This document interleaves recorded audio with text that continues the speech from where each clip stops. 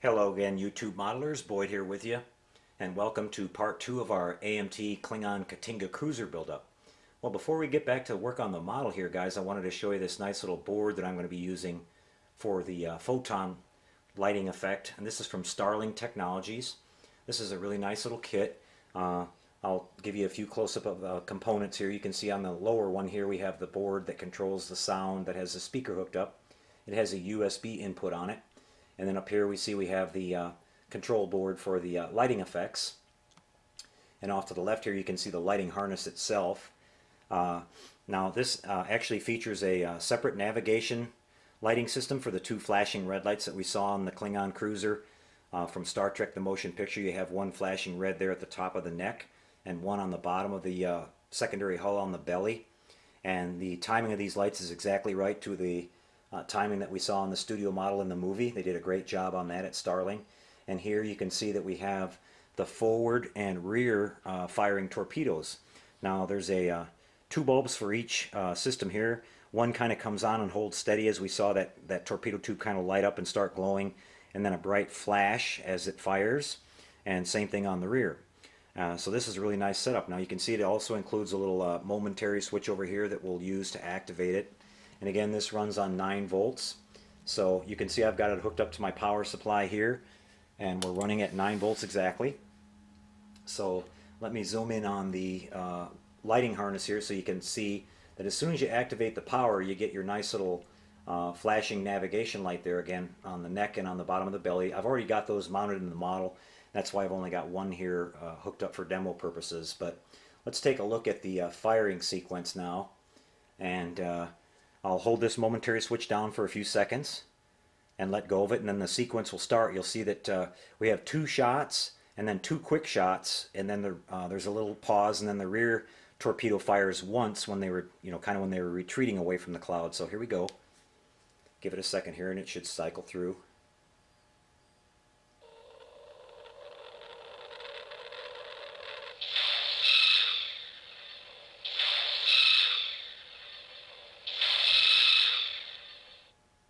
Okay, and then there's about a 5-second delay, and then the rear torpedo will fire. So give that just a second here.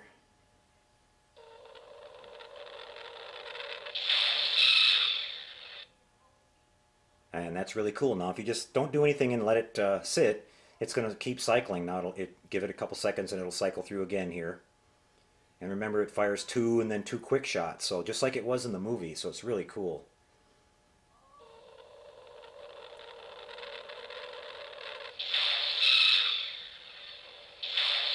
Now 2 quick shots. Okay, and then one more time back to the rear torpedo.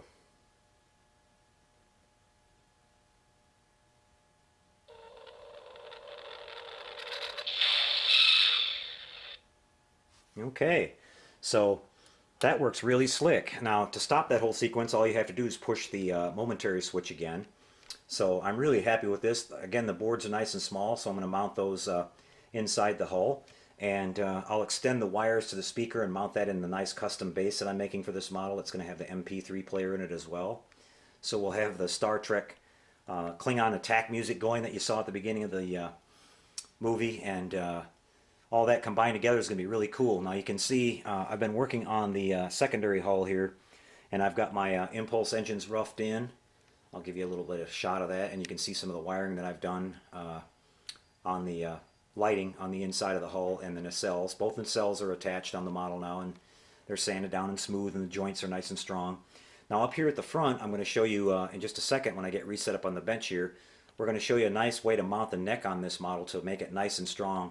You can see that what I've done here already is I've glued some nice thick styrene on there, and we're actually going to use a sheet metal screw, and we're going to attach the, we're going to glue it, and we're going to attach the neck on with that, so it's going to be really, really solid. And it won't go anywhere because that's a really fragile part of this model. So we'll show you how we're going to do all that in just a minute. You can see here when I pan down that I've got the, I'm using some 1.8mm red LEDs. I've got one mounted in the belly and one here at the top of the neck. And it's supposed to look sort of square, so I'm basically roughing that in right now and using a little bit of filler and things to make that look real clean and nice. And we'll sand that out, and once we paint that, that's going to look really nice and like molded in and not sticking up. So Alright guys, let me get set up here and move the lighting kit out of the way. We'll come back and we'll show you some more progress building up the K'tinga Cruiser. So see you in just a second guys, stay tuned. Hi guys, we're back with you, and you can see I'm a really busy guy over on the spray booth area here. I've got a regular Klingon K'tinga factory going on here, so I'm really having fun building two of these at the same time. You can see I'm doing my basic paint work on these, priming and prepping and everything. And we've got the top and the bottom sections, and the top section for the model on the bench. And you can see I started off here using this plastic adhesion promoter that I talk about a lot. And I thought it was really important to talk about it on this one too, because you can see all these feather details that you see on the top and the bottom of the secondary hull. And we're going to be doing a lot of masking and taping and getting all these little details painted on here. So that's going to be a lot of work, and we want to make sure that we don't pull our finish off when we're doing that with the repeated application of that tape. So that adhesion promoter is really going to make sure that we don't lose any of that. And everything's coming along really good here. I've got these cleaned up. I've got to come back and drill the holes in the nacelles there in the second set to do the lighting that we did on the other model. And things are looking really good. And we head back over to the bench over here. You can see that we're working some more on the other model here on the bench. And what I've done now is I've got the entire control board system mounted in there, and you can see it's a tight fit, but everything does fit in there. I tested the lid on it, and it fits down in there nice and flat with no gap issues. And you just got to be kind of plan it out where you want to mount everything. You can see I've got the light control board on one side and the sound board on another. And we've got our strip light there at the front for the forward window lighting. And here you can see the modification that I did on the neck. And what I did there is I took two pieces of sheet styrene, I think it's 040, and I epoxied that together, and then epoxied that to the front of the bulkhead there, and then I epoxied the neck onto the bulkhead and drilled a hole into it and mounted that sheet metal screw in there with some Loctite, and that makes that really, really solid, guys. It's a really simple modification. Adding this little area right here makes that whole area a lot stronger. Then I've got a second hole where you can see my wiring is going to go through. I don't have the bottom on the neck yet, and I'll just swing the model around here, and you can see how nice and tight that makes that fit. And it's not, of course, it's not drooping at all. It's nice and straight, and that's how we want that to look. And that's just a really simple modification that you can do very easily to make this stronger. And you can see I've got my wiring in place here. I've added a couple SMDs at the rear to light up the engines. I've got those grills sort of roughed in right now. I'll be cleaning up those a little bit more. And I've got the Photon torpedo tube opened up. And you can see I'm using a brass tube there for the tube itself. I'm waiting on the parts from JT Graphics to get here. There's a little emitter that I ordered for the Photon that goes in the rear there. That's like the lens. So I've got to see how that's going to fit and how that's going to work before I can go any further. But right now I've got the two red LEDs are just sitting in there, so I can show you the firing effect when I turn it on in a second. But here you can see we've got the forward firing torpedo harness, and that's got to be set up and run through the neck here. We'll be extending those wires and running that out to the front. And again, I don't have that bulb or anything yet that goes on the front, so we've got to see how that's going to work. And I also ordered these replacement vents detail here for the rear. I'm assuming these are going to have to be removed and then the new ones put in. So I can't really do too much on that anymore until I get these parts. And hopefully, we've still got tomorrow yet this week, so maybe they'll come tomorrow. But everything turned out really good on this. Let me go ahead and power it up. And you can see we're still running at 9 volts. And just with the hull lighting here and the little flashing red light that I've got mounted in the belly and the one there at the front, it's only pulling about 0.9 milliamps, so that's not bad at all. That shows me that these circuits on here are really nice, and they're well designed. They're not power hogs. You can see our lighting going on here. We've got our little lights at the tail. Those are just some fiber optic, and they're just sitting in there right now. I don't want to paint over them, so I'll take those out, and then after I get everything painted and everything cleaned up really nice, I'll put those back in and glue them with some canopy glue.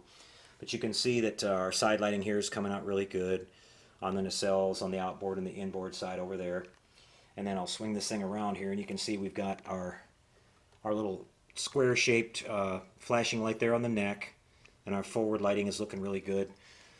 And down on the bottom, we've got our little belly light, which is, these are 1.5 millimeter red LEDs, which are really nice and small, and they keep everything looking in scale. These smaller models, guys, you want to, with all these new miniature lighting parts that are out there now, you can really do a nice job. It makes the model look so much nicer if you keep your lighting in scale and not to use too big of bulbs and drill your window holes too big and things like that. It just makes it look like a toy. And with everything that's available out there now, you can really do a nice job with that. You can see here, as I showed you, the rear, the inboard lights, and we've got this one here at the very front that I purposely made look a little bit brighter. I just thought that might be a forward light or something. Wanted it to look a little different than the ones on the side, and you can see we have that the same way on both sides here. So everything looks great on that, and here you can kind of see different angle on the wiring and how everything's done in there. And it's a tight fit. I hot glued it all down. And I'll lay these wires down. Like I said, I mentioned I put the lid on and everything fits just fine. We've got to run this forward area through here, and we've got this one here that will go down through the mount here and down to the base. This one is I'm doing for myself. The other model we're going to mount on the stock base, but I've just got it sitting on this base temporarily. My friend Dave and Jerry are working on a custom base for me, and again, it'll have the MP3 player and the backlighted picture of the V'ger cloud firing the whatever it was, the ball of death that hit the Klingon cruisers at the end of that scene. So that's going to look really cool. Playing that music and then launching these torpedoes at the same time is going to be pretty cool. Let me cycle this thing through for you guys again, and hopefully this first time it'll work. Okay, there's the rear one first. I'm going to have to push it again. It depends on where you shut it off, the cycle it's in when it starts off. So let me hold it again here for a second, and hopefully we'll get it to cycle. And we should see the forward firing ones go first here again.